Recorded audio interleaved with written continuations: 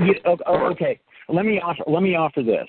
Okay. Now I do have court experience and I do have trial experience, and I'll say this: there is a lot of unknown variables. You can sit around and you can plan and you can budget all you want, but you've got human beings involved in this process. And because there's human beings involved, we have unknown variables. The shit I've witnessed over the last 20 years in a courtroom, people would, I don't know how people, I worked on a case with this guy, and I wasn't actually in the community he was in. So we went to the trial by himself. I wasn't there, but he did get the transcript.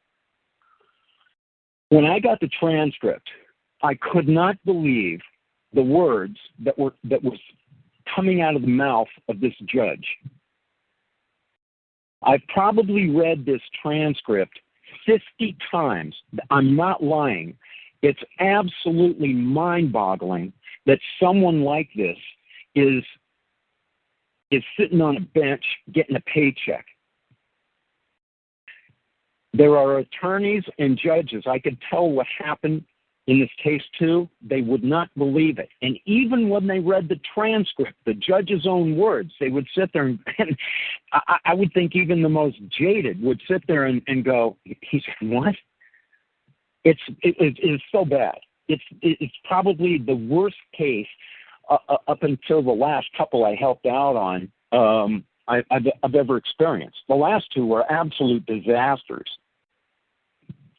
This one guy had an absolutely killer case, but he was raped by 4 judges, figuratively, not literally.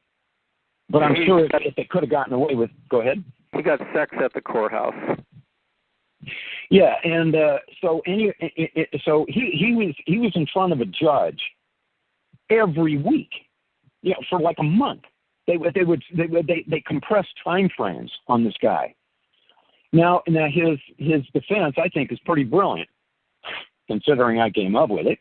But in any event, he and a big hat to him because he chose to run with it. Okay, I laid out options for the guy. This is what he wanted to do. This is what we put together. All right, cool. He got 2 absolutely insane documents. He only filed 2 documents in the case.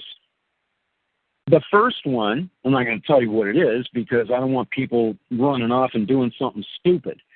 But it's something that 99.9% of nobody would even think about using.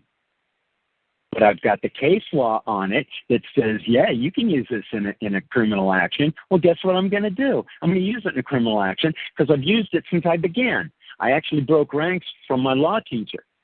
See, he was advocating using a demur and a motion to suppress. Well, we learned stuff very early on, and I kind of went a different direction with it, and I got my ass kicked. But I know that it's proper. And now I know how to talk about it better than I did 15 years ago. But a lot of people don't know how to execute this stuff. They'll find cool court citations or something else, and they'll go, aha!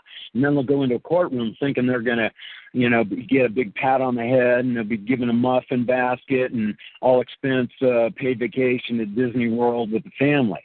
Sorry. They're not there to teach you law. You better go in there and take care of your business. That's what we're dealing with, some hardcore people.